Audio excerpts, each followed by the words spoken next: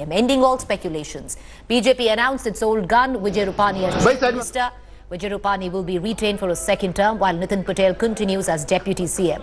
Rupani won the Gujarat Assembly elections from Rajkot West. His party, the BJP, now has 100 seats in the Assembly, thanks to support from an independent MLA and former Congress leader Ratan Singh Rathod. आज विधानसभा दल की बैठक में सर्वसम्मति के साथ श्री विजय भाई रूपानी को नेता चुना गया और श्री नितिन भाई पटेल को उपनेता चुना गया। बाकी सरकार के गठन की प्रक्रिया, जो चीफ मिनिस्टर इलेक्ट हैं, जो आउटगोइंग चीफ मिनिस्टर भी थे नितिन भाई पटेल, विजय भाई रूपानी, वो अपने साथियों के साथ कंसल्ट करके उसको पूरा करेंगे। शपथ विधि की जो तारीख तय होगी उसकी पूर्व सूचना आपको दे दी जाएगी।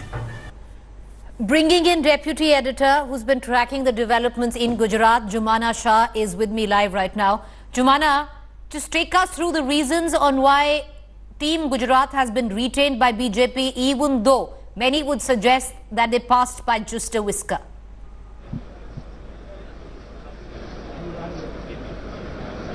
I would say there are two main reasons that I see immediately why Rupani and Nitin Patel have been retained. Primarily, the BJP would want to give the impression that nothing has gone wrong in this election, in the 2017 Assembly elections, though their seats that they directly won did come down to 99, which is a double digit. It's like a danger mark for them. You know, even it was a symbolical thing that no, we should at least cross 100, and they didn't. So despite that, they do want to give the message to the cadres of BJP and to the people at large that look, nothing has gone wrong. You know, we have faith in our leadership. Vijay Rupani and Nitin Patel did perform well. We are the ones in power. We are powerful. Being in power is not necessarily saying that we are powerful. So that's the message they want to give, that we are the ones in power and the ones powerful as well. So that's the number one message. That's the number one reason that I see. The second reason I see is that Vijay Rupani is fairly non-controversial. That was the primary reason he was chosen in the first place. And then also the fact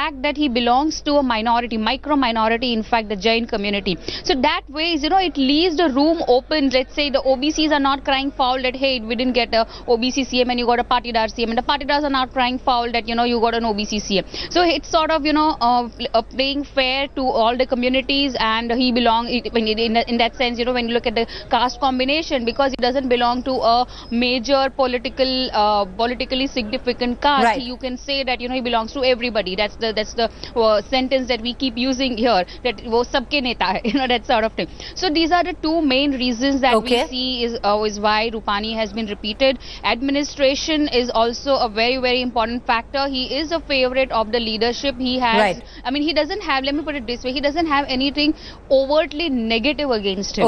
The only reason why there were questions, and these questions were, let me put it also, make it clear, that were raised after the press conference, where he sort of, you know, quoted the question whether he is going to be the next chief minister. Preeti, I believe you were there in that press conference. So it's when he did not clearly answer that yes, I am the next chief minister, that's when the speculation started. Otherwise, before that, it was very clear that he is going to be the chief minister. So I believe they have just, you know, followed what they was expected, and to mainly say that things are in place. Preeti. All right. Okay, all right, let's also bring in, you know, Jumana, our colleague Polumi, who's getting us the latest from the BJP, and for an overarching perspective, we have our National Affairs Editor, Rahul Srivastav. Polumi, I'll come to you first.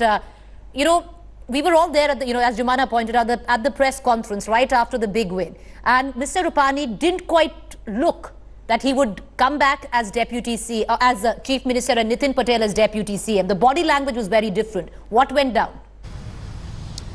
Well, basically, yes, Mr. Rupani was a little shaken with the results. Nobody in the BJP, of course, expected the results, the fact that they would be curtailed within 2 digits itself. Now, of course, their tally has reached 100 with an independent MLA extending support to the BJP. But the fact is, these were not the sort of numbers that they were expecting. So the confidence was a little shaken after the results were out. But if you remember, Amit Shah had in fact stated very categorically that the Gujarat elections were being fought under the leadership of Vijay Rupani and Nitin Patel. So there was very little, at least, possibility that Vijay Rupani would be removed as the chief minister. And as Jumana was saying, it would then be an admission of the fact that something did go wrong as far as their campaign is concerned. And there are individuals who would have to pay the price for it, and heads would roll. You would basically be admitting to the opposition camp that things were completely awry as far as your own household was concerned, and that is not something that they're willing to concede at the moment, and especially at a time when they have only a year and a half to go before the 2019 general elections. There's a lot of groundwork that needs to be done. A change of leadership would mean starting everything from scratch again, which they don't want to do, especially when they have their trusted lieutenant Vijay Rupani at the helm of affairs. They can still, continue to function in the manner that they're doing and build from there. All right, Poulomi, stay on with us. Let's bring in Rahul Srivastav. Rahul, non-controversial, doesn't upset the caste dynamics, being a Jain, close to the RSS, close to the Amit Shah, Narendra Modi combination. Why the Chief Minister reinstated again? See, I think the first basic reason was that the BJP didn't win an emphatic win as far as Gujarat is concerned. And given the fact that there was tremendous amount of criticism during the election campaign, that all that was happening in Gujarat, being presented as a Gujarat model, there was nothing true about it. And in that, when the BJP got only 99 seats, somewhere the BJP had to opt for continuity, because removing, as Poulomi was saying, Mr. Rupani would have meant somewhere admitting a sense of defeat, that somebody is being blamed for a sense of loss or not being able to manage, say, 115 as the BJP did last time around. But there are several other factors also. If you look at all the names which were doing the rounds, though India Today was the only channel on 18th night, it said that Rupani is likely to come back as the chief minister. The fact that all the other names, Rupala, Mr. Mandavia, Smriti Irani, or any other name you take, are all outsiders. They are not elected MLAs. And the BJP, to get them as chief, one of them as chief minister, it would have meant a bipole. A bipole would have meant asking somebody to step down. And then what would have happened? All the Congress and all the other political parties would have come together against the BJP, would have made life difficult. The BJP didn't want to do that. The caste neutrality is an interesting element, because Mr. Rupani came in at a time when Anandiben Patel was facing the Patidar heat. He is considered a caste neutral person. He is not Narendra Modi as far as administration is concerned, but generally he's been seen as accessible, good-natured, somebody who can take people along. And that's why Prime Minister Modi and Amit Shah have reposed faith in him.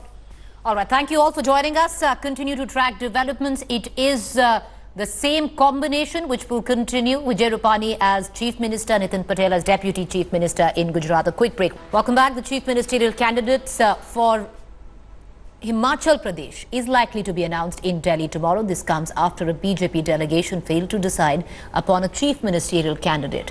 Meanwhile, massive protests broke out in Shimla as BJP looks for a candidate who will hold the post of chief minister in the hill state. Dhumal supporters were seen protesting and raising slogans in Shimla, demanding PK Dhumal to be the next CM. The shocking defeat of chief minister candidate Prem Kumar Dhumal in the recently concluded assembly polls opened up the race for the top post. Emerging as front-runner is five-time MLA Jai Ram Thakur. The veteran leader has met Dhumal, and sources say he might enjoy the support of the Dhumal faction. However, there are contradictions to that as well. Union Health Minister JP Nadda is also in the running. Manjeet Sehgal joining us live with more updates. Manjeet, Jai Ram Thakur, at the face of it, people suggest enjoys the support of Mr. Dhumal, but that's not quite the case, because it seems that the Dhumal faction has put its foot down when it comes to appointing Mr. Thakur as CM.